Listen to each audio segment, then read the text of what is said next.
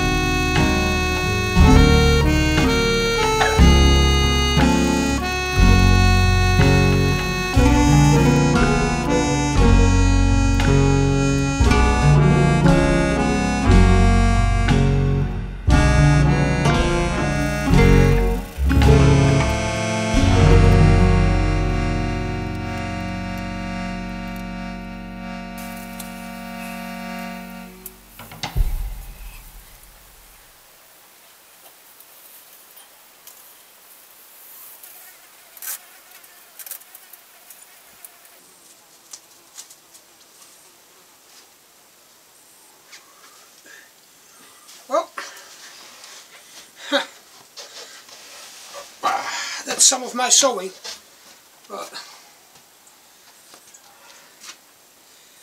for now I think this is fine. It's just to keep flies and mosquitoes out.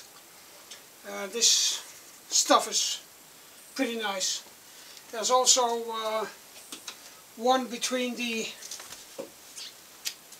the end, between the cabin and the interior, and I made that double, and these were like curtains with rings in it. This is all just Velcro, and I kept the rings down there for the weight, but here that wasn't possible because I didn't have enough. They're a bit long, but in the end I don't think that matters. We'll see what's it gonna be. Make some, I don't know, maybe make some rings here so you can actually hang them or whatever. But for now, I guess this is the end of this video. Yeah, I'm gonna do the final touches. That's what I said last week, but well, so much to do, and we gotta put on the sea profiles here for our awnings, but that's for a next video. I think the interior is done by now, and when it's fully equipped, when the blankets are in and everything's in, then I'll make a van tour of how the interior is. But for now, yeah, gotta clean up some mess and get that sewing machine out of the way again. It's not my favorite hobby. At the logo.